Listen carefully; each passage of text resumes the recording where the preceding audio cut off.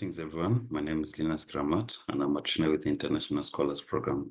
In today's session, we're going to dissect one of the approaches to tackle critical reasoning questions. More specifically, we're going to dissect how to navigate between starting out with a question stem or the stimulus when you're doing your critical reasoning questions. I'm going to provide the pros and cons of starting out with either, and at the end of the video, I'm going to recommend a strategy that could work for you moving forward. Starting out with the stimulus, the first benefit is that it's a natural flow in which most of us are taught or educated on, right? In our trainings, we usually start out with the passage or the stimulus, where you get to understand what the different components of the stimulus before going ahead to the question stem, then the answer choices.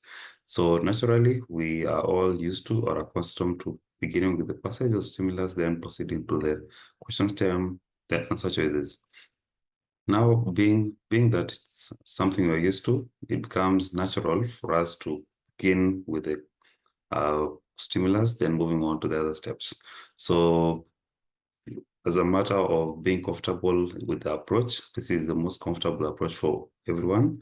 So it becomes easy for you to go with that strategy or approach when you're tackling your critical reasoning questions. Being that you're comfortable with that approach, it means you're able to understand the information in the passage or in the stimulus before going ahead to tackle the question. So it is natural or easy for all of us, most of us, to use that approach. Secondly, greater focus, and it helps for greater focus and comprehensive understanding of information in the stimulus. Now that it's an approach that you're all comfortable with, you're able to understand something better when you're comfortable with it.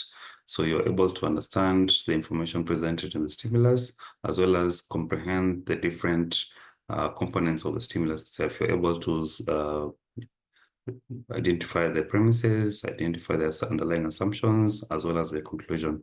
And when you're asked questions about that passage or stimulus, it becomes easy for you to refer back or be able to identify what information is needed for that question. So it's natural for us to go with this approach. And being that we are comfortable with this approach, we are able to comprehend and understand information in passages better, as well as understand the questions that you are asked. Now, the disadvantage of this is that sometimes you'll encounter complex passages or stimuluses that have too much information. Now, again, remember when you ask questions about the stimulus itself, they don't really require you to provide all that information, really. They are usually more specific with whatever they want, whatever information they need. So for you to have read through a passage that has 4 or 5 sentences, by the time you're getting the questions, naturally you'll be fatigued or you would have forgotten stuff or you'll be a bit confused with the information that you're given there. So that is one of the disadvantages of setting out with the stimulus. Secondly, students tend to lose focus as they're reading through passages, especially when they begin, because there's no direction of what they're looking for. They're just skimming through or reading through this passage to get an understanding of whatever information the examiner has provided for them. So it is normal sometimes to lose focus, especially when you have too much information presented in the passage. And if you do that, you would end up going to the question stem, now end up again referring back to the passage to sort of look for whatever information is needed, which is will end up wasting your time. And if you are wasting time, you will get anxious and end up getting the wrong answer when you are when you're done going through the answer choices. Secondly, it is difficult sometimes to recall details because, first of all, information overload, as discussed earlier, and the lack of focus. Now that you have too much information, you lost focus because the information was too much, or there was a long story being presented in the stimulus. When you ask a question about something, whether they are, first of all, referring to the conclusion or the premise, or they're looking for assumptions, it becomes difficult for you to go back and identify sometimes if what the conclusion was or what are the premise or the underlying assumptions. So all these things add up, and by the time you get to the answer choices, it becomes difficult for you to identify correctly which is correct or even eliminate wrong answers. So those are the disadvantages of starting out with the stimulus. It is something we encounter in our day-to-day practice, especially with critical reasoning. But with time, I think we get perfect and be able to overcome some of these challenges. You are watching Success with Bob Mwiti Show, presented to you by the International Scholars Program. The International Scholars Program is an award-winning international education financing scheme that helps bright students to pursue graduate studies abroad regardless of their financial background. You can find our programs by going to www.internationalscholarsprogram.com. The International Scholars Program, empowering dreams. Now, moving to beginning with the question stem first. The biggest advantage is that you'll be able to understand the task at hand, right? Because you're reading through the question stem, you asked that this is you were able to identify that this is a strength in question type. So what you'll be looking for in the stimulus or in the passage is you will be looking at the conclusion and trying to find points that will strengthen or give credence to or give more weight to the conclusion that is presented in that passage. So you are able to understand what is needed of you. If it's a weekend argument, again, that you require the understanding of the conclusion.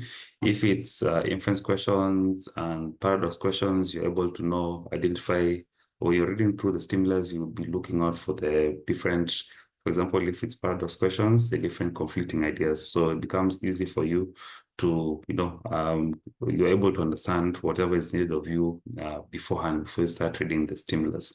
Secondly, you're able to focus your efforts. If it's a strength in question type or weekend question type, you'll be focusing your efforts on the conclusion, right? And if you're doing that, again, that will save your time to be able to identify the correct answer quickly enough. If it's paradox questions, you'll be looking at the different conflicting ideas presented in the stimulus, and again, you'll be able to find correct answer within a reasonable amount of time. So biggest benefits is understanding the question, the task at hand, and focusing your efforts to what is being asked by the examiner. And I think with that, you're able to get the correct answer, eliminate wrong ones, and do that within the shortest time period.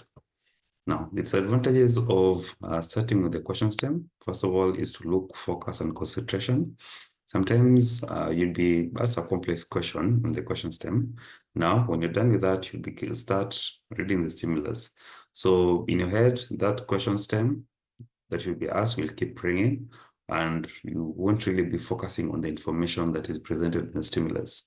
Again, you don't want to lose focus, especially when you're reading a stimulus, because you want to understand the information presented in the stimulus and the different components of the stimulus. So for you to have begun the question with reading through the question stem, I think if you've not done enough practice with that, it will be problematic because it will be a hindrance to you reading the stimulus in a fluid manner. Secondly, you'll be biased with your readings because, again, as earlier indicated in the advantages of starting with a question stem, is you'll be focused on whatever question will be asked. For example, you'll be focused on the conclusion. Now, if you are just looking for the conclusion, of course, when you're in brushing through the passage of stimulus, you'll just be focusing or putting your efforts in your conclusion and leaving out other information, which could be crucial actually in determining or helping you narrow down to the correct answer. So that could be a disadvantage because you'll be missing out on other details while looking for that one thing you think is being asked. So that will be the disadvantage of that. And sometimes when it comes to medium to hard questions, that could be a tough for you and you'll end up getting the question wrong. Now, the best approach for this, I'd say you'll be better suited if you do a personal assessment of your skills to determine what works for you. Different students have different strengths. They have different approaches to how they tackle the critical reasoning questions. And it would be better if you knew where your strengths lie. Because some students would do well starting out with a stimulus. Some would do well starting out with the question stem, right? If you have done your practice questions and you feel like your approach is wrong, for example, you're starting out with the stimulus, going to the question stem, and you find that you're getting most of those questions wrong, then you can shift your approach and begin with the question stem, then going on to the stimulus, right? You can do that practice, do at least 5 to 10 questions a day for a period of like a week and see if there's a difference. If there's a difference, then that will be your best approach. If not, you can just go back to the previous approach and try and find other ways or areas in which you're going wrong, right? So this approaches, what works, whether it's a question stem or starting out with the stimulus, will really depend on your approach to these questions.